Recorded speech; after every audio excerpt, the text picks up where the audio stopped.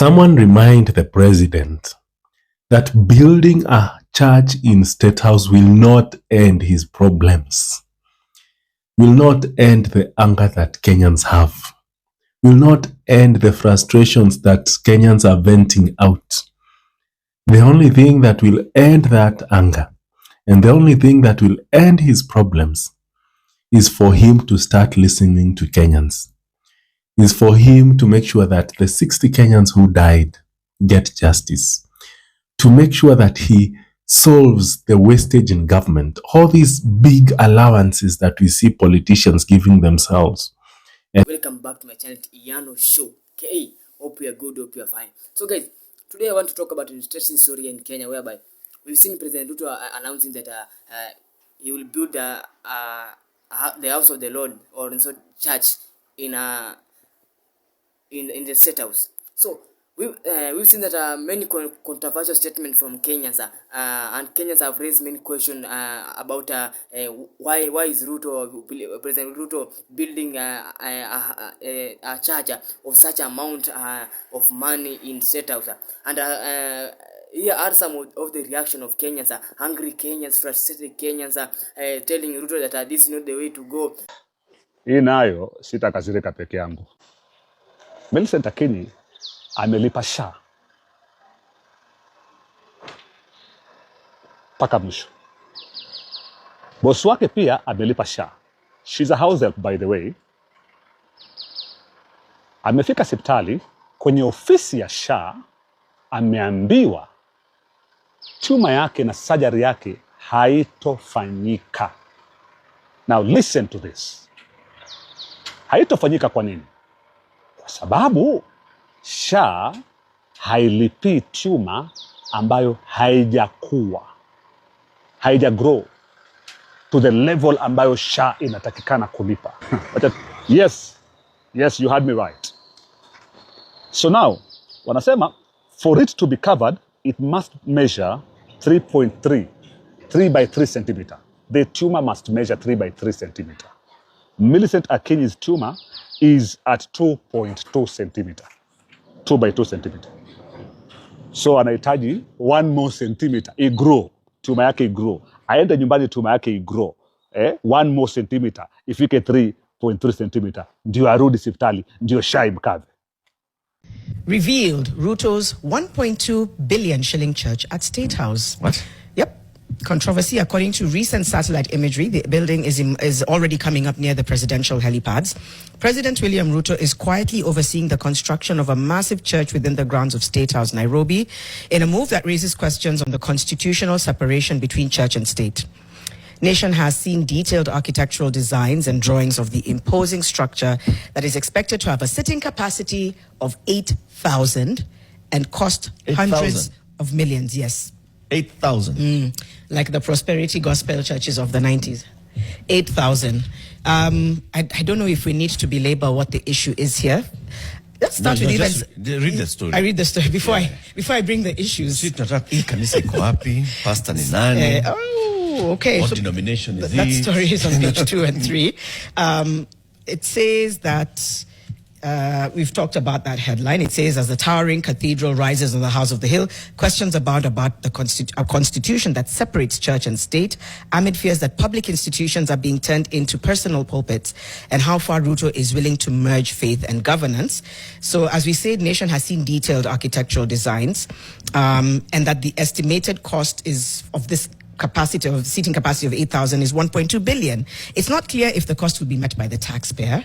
The cathedral-like building, designed by Scare, I believe, Architects Limited, features twin crosses on its rooftop and a tall, narrow, cluster-style windows flanking the central edifice. It says that Nation sought to establish the rationale, constitutionality, and total cost. It goes on again to say that President Ruto had previously stated publicly his intention to build a church to underscore his Christian faith.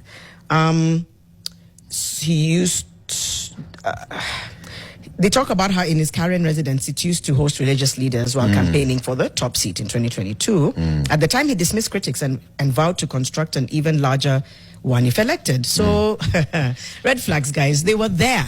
They were there. I think earlier this year, during a church service in Dagoretti, Nairobi, he has said, there's a special field that I am working on, specifically meant for people who pray, those who preach. He said this on the 11th of January during a service at the United Pentecostal Church of Kenya in Dagoretti North.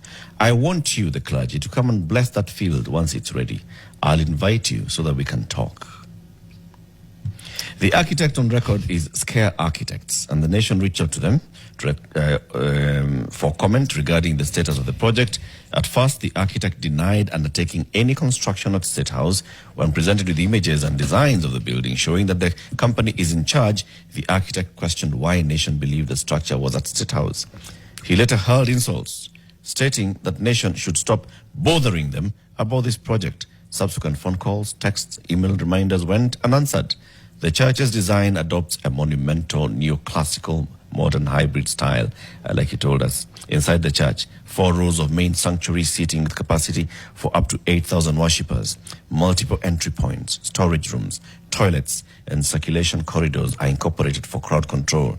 There are 2 prayer rooms on each side of the main auditorium and various auxiliary rooms. You know, there's a book in the Bible that describes when God was giving the design of the temple that was to be built by Solomon. It talks about, it goes into great detail of where, sounds like this is what I'm reading here. The vertical structure has 2 main levels, the sanctuary floor and 2 upper seating galleries. The galleries are laid out in a circular auditorium design in an amphitheater format to ensure visibility of the pulpit.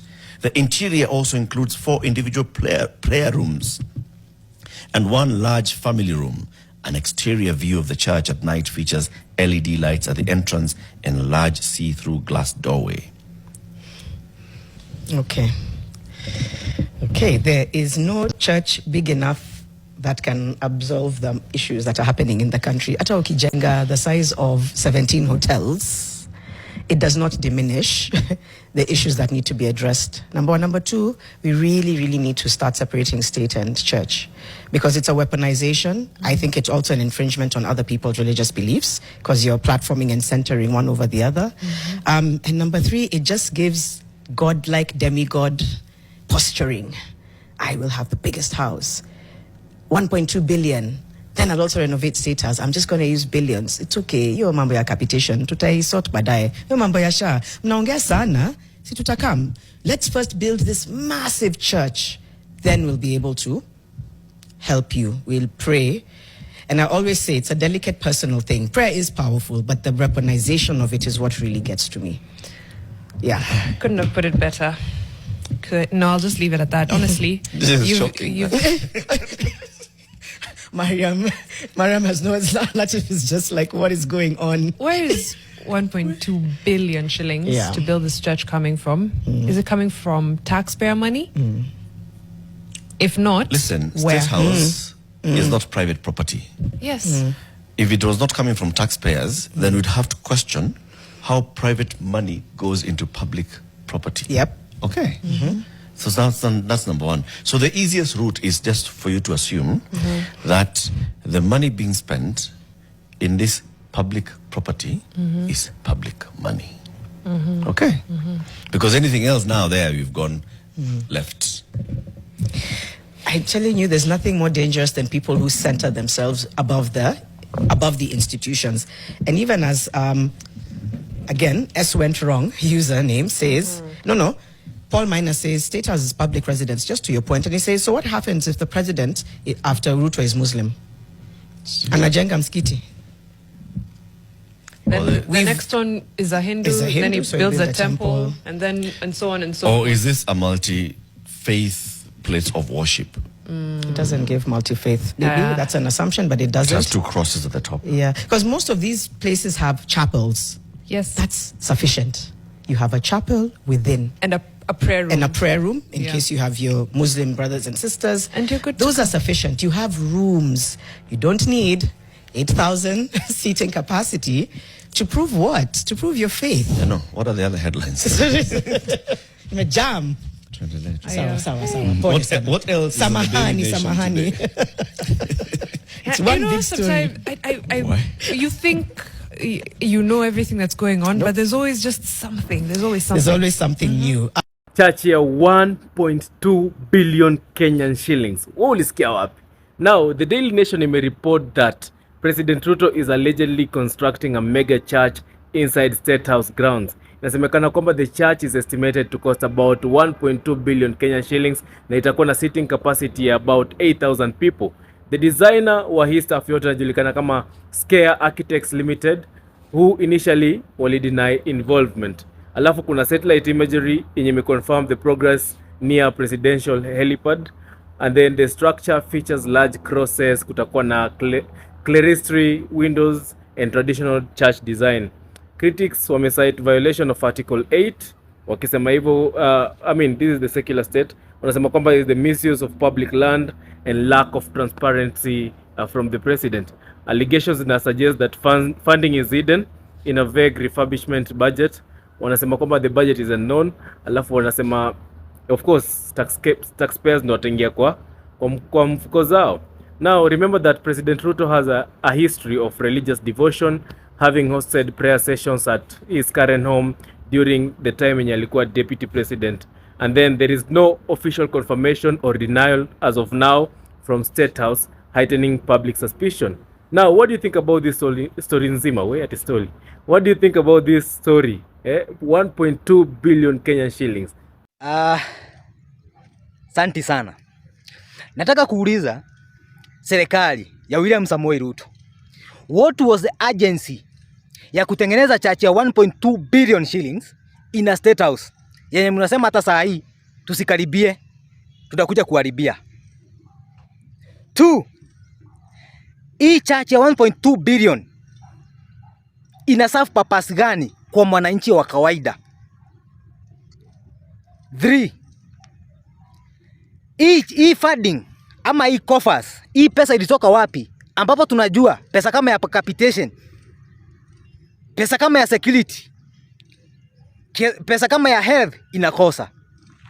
What was the agency? Number 3, 1.2 billion ama number 4, 1.2 billion is equivalent to 10 constituencies. In short, nasema hivi, hapa Nairobi kwa mfano Embakasi East we get around 187 million per year.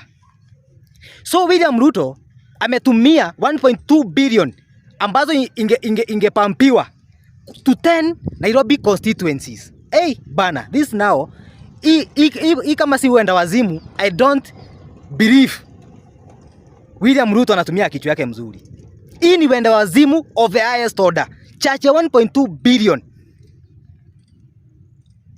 in State House. State House, nyumba ikuru ya Wakenya. 1.2 billion, my friend. Najua hii figures ni inflated.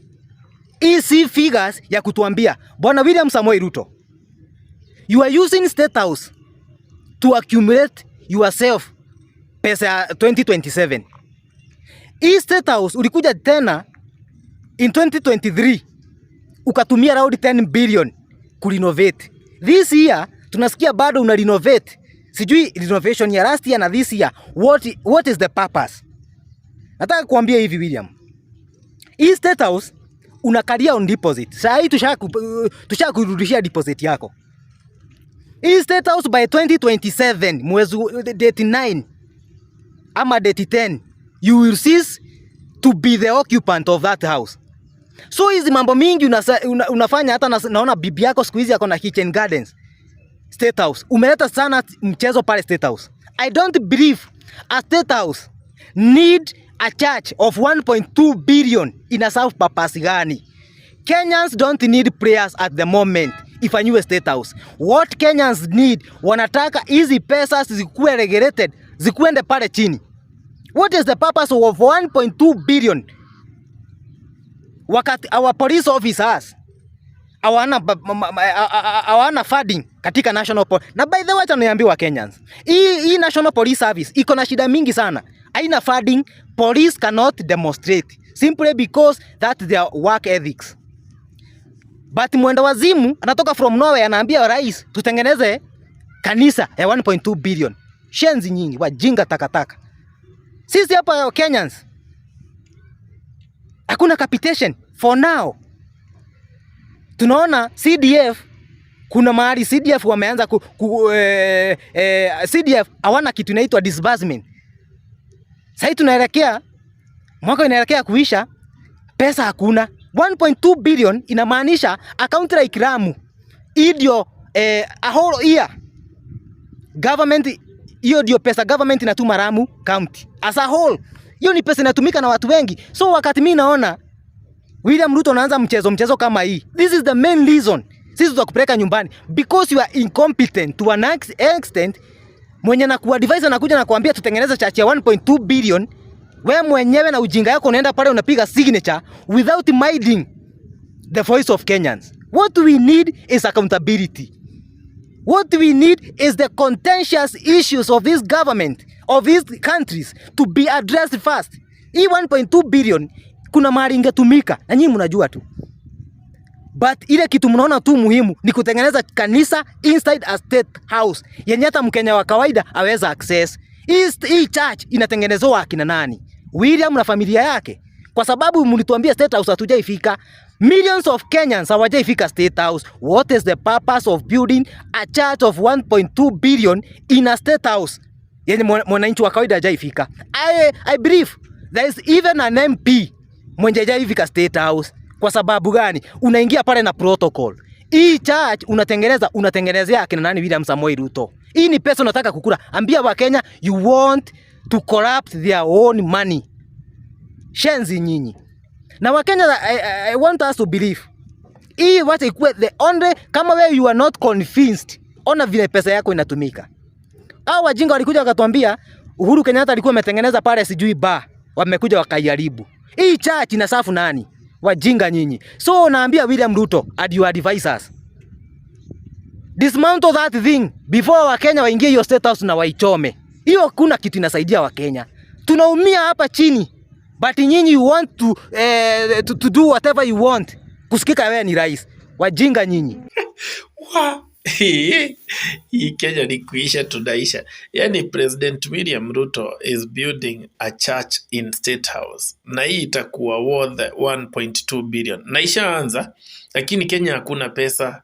Hakuna pesa ya kulipa walimu, hakuna pesa ya kulipa madaktari, hakuna pesa ya other projects. Lakini kuna kanisa ya 1.2 billion Kenya shillings.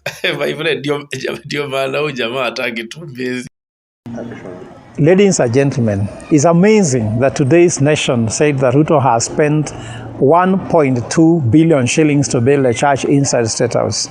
So Ruto's response to the nation was that he has used his private or personal money. Now let's take the following. There are 4 things which are wrong. The first thing which is a problem here is that if you build a church personal to you using your private money, is an intention that you're thinking you are going to be in State House forever. Hata mambo ya kumi bila break, it is now forever. And then even after that, his children should inherit State House plus the church. Meaning that Ruto is settling or establishing a monarchy.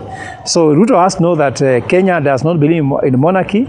Kenya is a state which is governed by the Constitution of Kenya and through election. The second thing that is a problem here is that Ruto says that he has used his private money. The problem I have with that is that Ruto's money has always been public money. What is Ruto's first job? He said his first job was an MP. So he has always earned his own money from the public. So this still remains just public money. He has earned from the public, and Ruto's money cannot reach 1.2 billion shillings if it's just salary. So this also means the money has been stolen from the public. Then the second thing, which is a serious thing here, is the third thing, which is a serious thing here, is that when Ruto says that he has built a church, does it mean that he has knocked out every other religion? Like, for example, if you're a Muslim and you become president, will you stay in State House if somebody has built a church inside State House? If you're a Hindu, or if, for example, you are Legio Maria, or if you are an atheist, any religion, it means Ruto is thinking that only his church, people from his church, will be presidents in State House. There he has built a church so that they pray there. So he's going to become a bishop. In fact, he told you he will retire as a bishop or as an evangelist. So he's going to retire there. What does that mean to Muslims? Will Muslims continue voting for William Ruto? What about the Somali community? What about other communities that don't believe in Christianity at all? But what if, for example, the Indian origin with the Hindu religion also become president? So William Ruto is trying to mislead Kenyans and take Kenya to a direction we don't want to take. So people should come and oppose this. The last thing is that how can you build a private building using private money in a public land without public participation? I think this is very wrong. Young people, let's rise up against this government. This government is a half-term. I cannot wait for them to go home. Thank you. Someone remind the president that building a church in State House will not end his problems, will not end the anger that Kenyans have, will not end the frustrations that Kenyans are venting out. The only thing that will end that anger and the only thing that will end his problems is for him to start listening to Kenyans, is for him to make sure that the 60 Kenyans who died get justice, to make sure that he solves the wastage in government, all these big allowances that we see politicians giving themselves and those in the civil service giving themselves, to end, to make sure that Kenyans feel heard. He makes sure that the people around him speak to Kenyans with respect and dignity. Si story ya kuissue orders of shoot to kill, kutuambia mtadu, kutuita digital anchors. Hapana, I make sure that leaders have respect for the Kenyan people. I make sure that he solves corruption in government. Hii corruption yote tunasikia sijui 104 billion za SHA, hiyo story yote imeisha. That is the only thing that will solve his problems. Hii kanisa hata ajenge makanisa 10 State House bana, hakuna kitu itamsaidia. Hello. Kama jamii ya Kiislamu na kama viongozi wa Kiislamu tunajua hii nchi yetu inaheshimu kila dini. Na rais aliyoko mamlakani hatujaona kuwa ana vita na dini ya Kiislamu. Na tumemshuhudia sehemu tofauti akiweza kutoa michango ya kujenga madrasa, ya kujenga misikiti. Tuna imani hana chuki na hana vita na dini yetu ya Uislamu.